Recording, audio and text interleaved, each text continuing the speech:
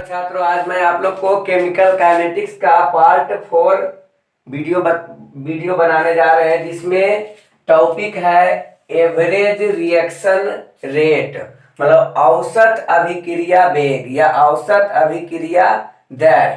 आप लोग chemical kinetics का वीडियो देख रहे हैं जो कि क्लास 12 में अध्याय 4 मतलब एक्सरसाइज 4 में हम लोग को पढ़ना है। ये फिजिकल केमिस्ट्री का पार्ट है।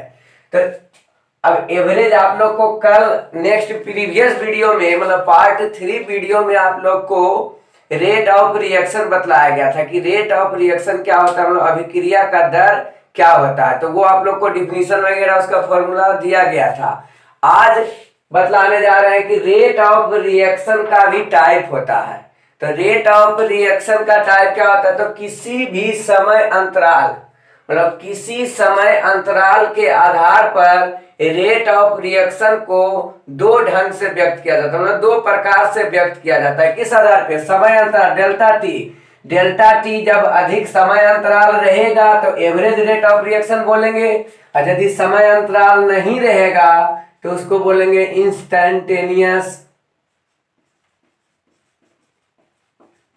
Instantaneous rate of reaction.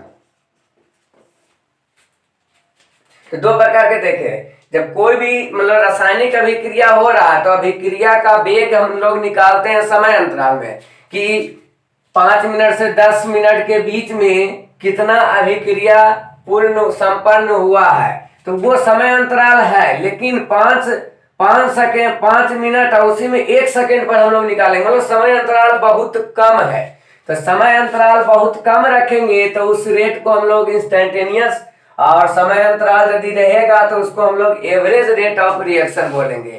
तो रेट ऑफ समय अंतराल के आधार पर रेट ऑफ रिएक्शन कितना टाइप का आप लोग देखे, 2 टाइप का देखे। तो हम लोग क्या समय अंतराल पर, यदि समय अंतराल अधिक रहेगा मतलब अधिक समय अंतराल के बीच रिएक्शन को हम लोग रिएक्शन के दर को निकाल रहे हैं तो वो एवरेज रेट ऑफ रिएक्शन कहलाएगा। और यदि बहुत कम मतलब टेंस टू जीरो, सिंपल मान लिया जाए, बहुत कम को हम लोग क्या मानते हैं, टेंस टू मतलब delta T tends to zero रहे। टेंस टू जीरो आप लोग मैथ में पढ़े होंगे। इसका मतलब हुआ कि डेल्टा टी लगभग जीरो के बराबर है। तो इसको हम लोग क्या बोलते हैं कि तब उस समय में मतलब समय अंतराल बहुत कम रहने पर जो अभिक्रिया का वेग निकलता है उसको हम लोग बोलते हैं इंस्टैन्टेनियस रेट ऑफ रिएक्शन। तो आज हम आप लोग को इस वीडियो में एवरेज रेट ऑफ रिएक्शन के बारे में बतलाने जा रहे हैं। नेक्स्ट वीडियो में आप लोग इंस्टैन्टेनियस रेट ऑफ रिएक्शन को देखेंगे। तो एवरेज रेट ऑफ रिएक्शन क्या होता है इसके बारे में बतलाते हैं। तो किसी निश्चित समय अंतराल में अभिकारक के सांद्रण में कमी या प्रतिफल के सांद्रण में वृद्धि को हम लोग क्या कहते हैं, एवरेज रेट ऑफ रिएक्शन। इसमें मेन पॉइंट है निश्चित समय अंतराल में। इसी को क्या लिखेंगे हम लोग, इसका डिफिनीशन क्या देने जा रहे हैं, average reaction rate the decrease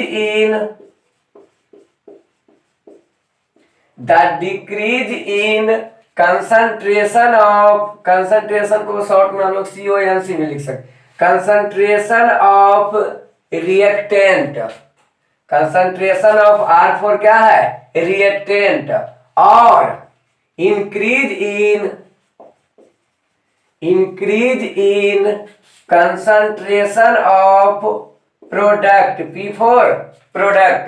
तो यहां पर क्या देख रहे हैं, decrease in concentration of reactant और increase in concentration of product in definite time interval.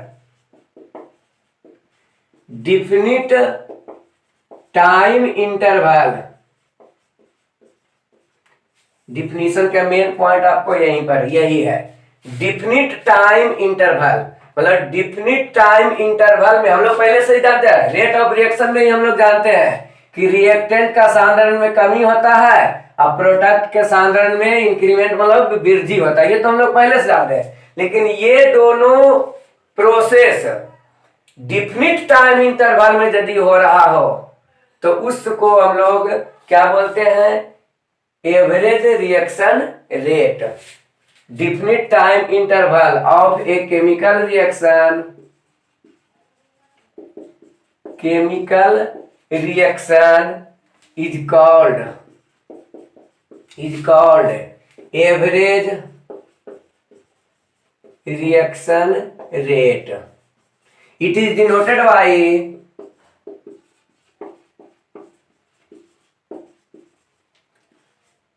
RAV. R मतलब हो गया रेट और AV फॉर एवरेज के लिए, तो इसको RAV द्वारा डिनोट किया जाता है. तो आप लोग क्या देखें कि डिक्रीमेंट और इंक्रीमेंट, प्रोडक्ट इंक्रीमेंट हमेशा करेगा और रिएक्टेंट हमेशा डिक्रीमेंट करेगा. तो इन डिफिनिट टाइम इंटरवल में यदि हो रहा है ये दोनों प्रोसेस, तो उसको हम लोग केमिकल रिएक्शन का क्या बोलेंगे, एवरेज रेट ऑफ रिएक्शन. इसका हिंदी में डिफिनेशन क्या होगा, निश्चित समय अंतराल में किसी रासायनिक अभिक्रिया के अभिकारक के सांद्रण में कमी या प्रतिफल के सांद्रण में वृद्धि को औसत अभिक्रिया वेग कहते हैं. इसका हिंदी क्या होता है, औसत अभिक्रिया वेग, औसत अभिक्रिया वेग.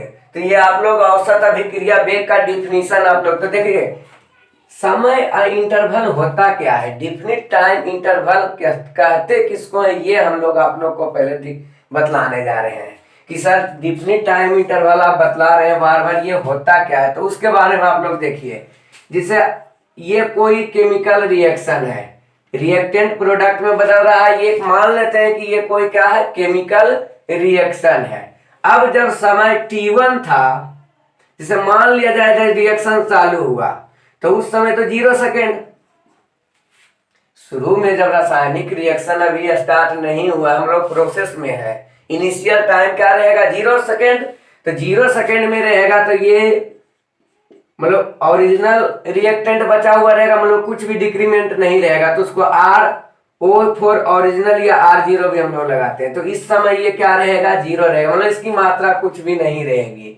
T का मान क्या हो जाएगा उस समय, 0. जब T बराबर 0 रहेगा तो T बराबर जब 0 सेकेंड रहेगा, यही T बराबर हो जाए 5 सेकेंड, तो मान लिया जाए ये R1 बदल के क्या हो गया, डिक्रीमेंट होके R1 आ गया है. इस समय ये P1 आ गया है.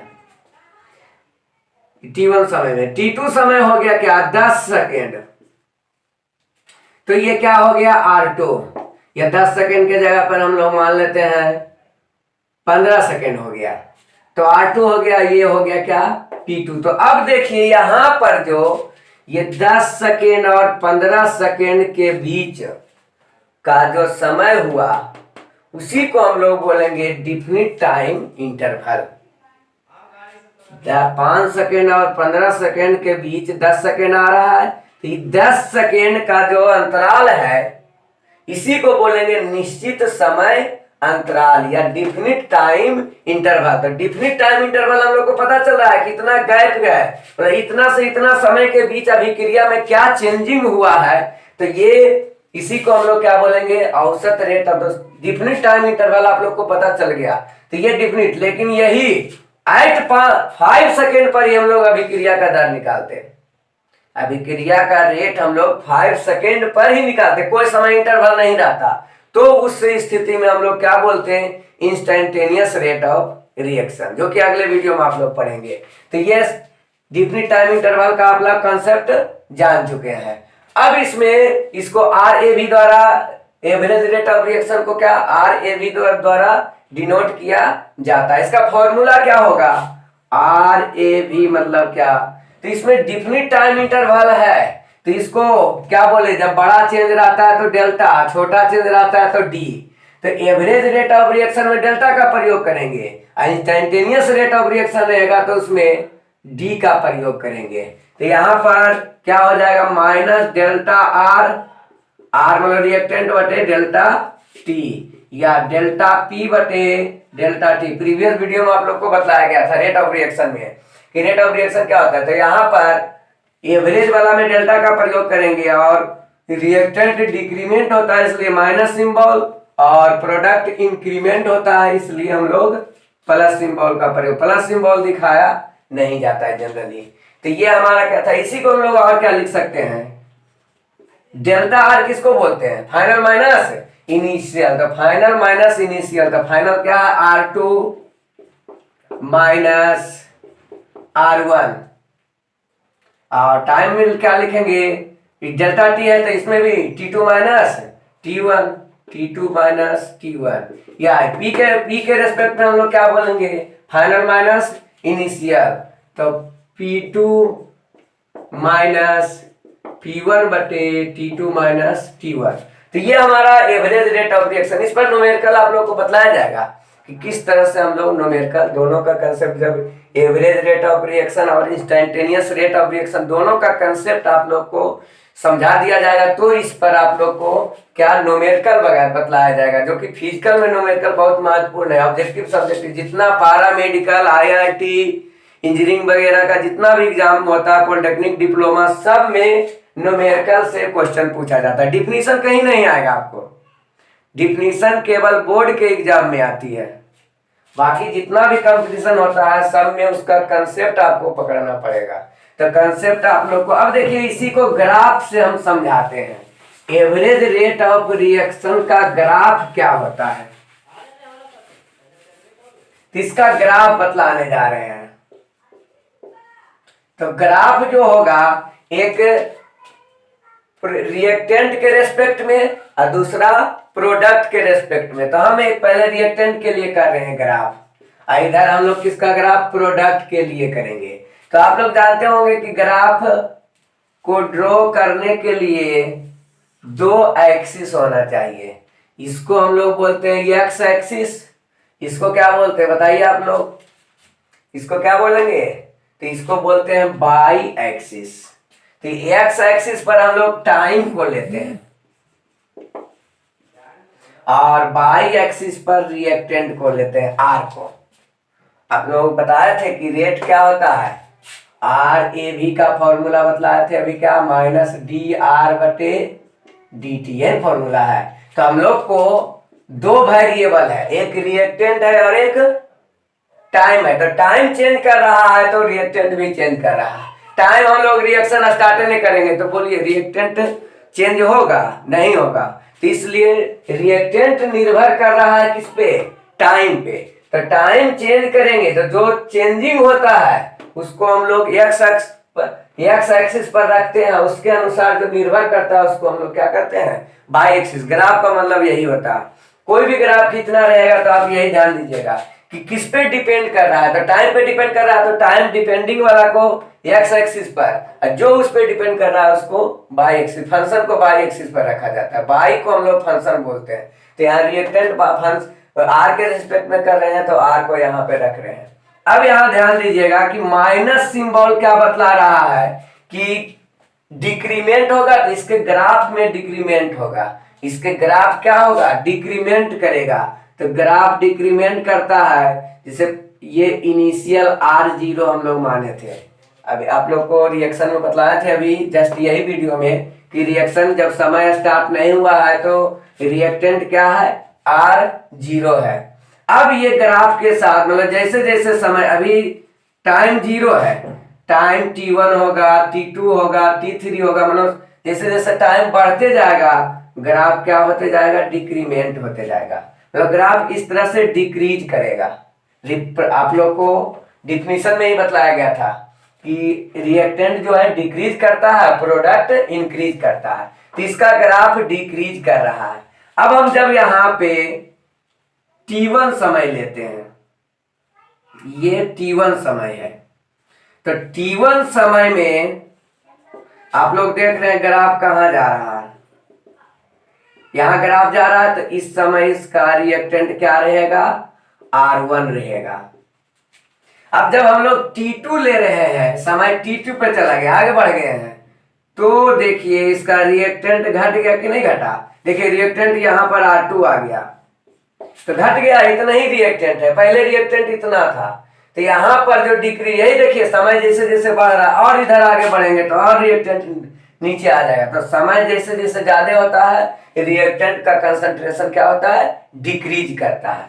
अब यहाँ पर हम लोग को टाइम इंटरवल यही है, यहाँ 10, यहाँ 15 सेकेंड, यहाँ पर 5 सेकेंड, तो यही फाइनल माइनस इनिशियल करेंगे तो ये जो है हमारा हो गया यहाँ से यहाँ टाइम वाला डेल्टा टी कहलाया। ये देखिए रिएक्टेंट, रिएक्टेंट में यही डिफरेंस है, तो ये डिफरेंस आया तो इसको हम लोग बोलेंगे delta R. Delta R minus में आ रहा है तो माइनस डेल्टा आर कहलाएगा, डिक्रीमेंट हो रहा है तो माइनस डेल्टा आर कहलाएगा। तो यहां पर ये स्लोप क्या हो जाएगा, स्लोप बराबर होता है बाई बटा एक्स, तो बाई एक्सिस पर और बटा एक्स एक्सिस पर जो खंड रहता है मतलब इंटरसेप्ट रहता है उसी को हम लोग स्लोप कहते हैं। तो स्लोप बराबर क्या हो जाएगा यहाँ पर माइनस डी आर बटे माइनस डेल्टा आर बटे डेल्टा टी है। यही स्लोप हम लोग का क्या कहलाएगा, आर एवरेज। स्लोप जो यहाँ पर है कोई भी ग्राफ का स्लोप रहेगा तो यही स्लोप को हम लोग क्या कहते हैं, आर एवरेज। स्लोप आप लोग मैथ में पढ़े होंगे फर्स्ट ईयर में, फर्स्ट ईयर में आप लोग को पढ़ना है स्लोप रेखा के बारे में, ये सब का स्लोप आप लोग पढ़े होंगे।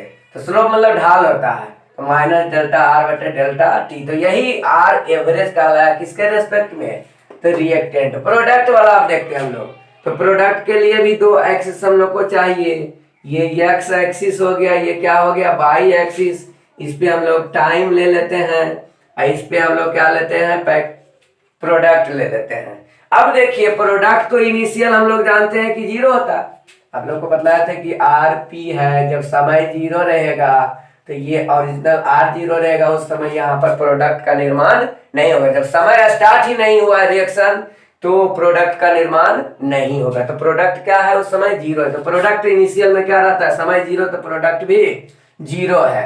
अब जैसे जैसे समय बढ़ेगा प्रोडक्ट का कंसंट्रेशन भी क्या होगा, इंक्रीज करेगा, तो ये इंक्रीज कर रहा है। अब यहाँ पर जब समय t1 है तो देख रहे हैं कहाँ जा रहा है प्रोडक्ट मेरा, ये p1 प्रोडक्ट यहाँ पर पहुंचा।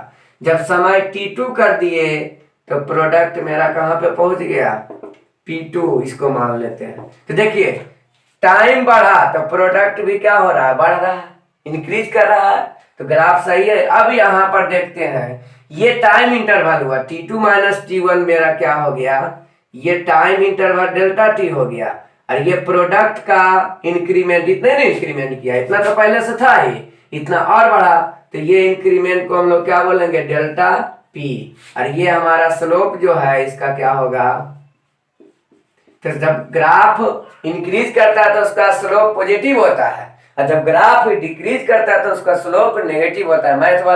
मैथ वाले शिक्षक आप लोग को बतलाए होंगे कि कोई भी ग्राफ का स्लोप जब नीचे की ओर आता है, मतलब ग्राफ नीचे की ओर आता है, डिक्रीजिंग ग्राफ का स्लोप नेगेटिव होता है, इंक्रीजिंग ग्राफ का स्लोप पॉजिटिव होता है। तो इसका स्लोप हम लोग क्या होगा, पॉजिटिव होगा, लेकिन उसका पॉइंट क्या होता है, स्लोप का फॉर्मूला हमेशा इंटरसेप्ट ऑफ वाई एक्सिस बटा इंटरसेप्ट ऑफ एक्स एक्सिस। तो हम लोग वाई एक्सिस का इंटरसेप्ट लेंगे तो कितना है, डेल्टा पी है, और एक्स एक्सिस का इंटरसेप्ट कितना है, डेल्टा टी है। ग्राफ ऊपर की ओर जा रहा है इसलिए इसका स्लोप पॉजिटिव। यही स्लोप हम लोग को क्या कहलाएगा, आर एवरेज। किसके रेस्पेक्ट में, प्रोडक्ट के रेस्पेक्ट में। तो ये प्रोडक्ट के रेस्पेक्ट में औसत अभिक्रिया वेग हुआ, और ये रिएक्टेंट के रेस्पेक्ट में औसत अभिक्रिया वेग हुआ। तो ये हम लोग का क्या था, एवरेज रेट ऑफ रिएक्शन। ये कंसेप्ट को आप अच्छी तरह से समझ लीजिए, क्योंकि इस पे जब न्यूमेरिकल बतलाया जाएगा तो ये समझा हुआ रहेगा, तो न्यूमेरिकल को बनाने में मजा आएगा। अब आप लोग को नेक्स्ट वीडियो में हम इंस्टेंटेनियस रेट ऑफ रिएक्शन का वर्णन करेंगे। तो इसके बाद आप लोग इंस्टेंटेनियस रेट ऑफ रिएक्शन को पढ़िए।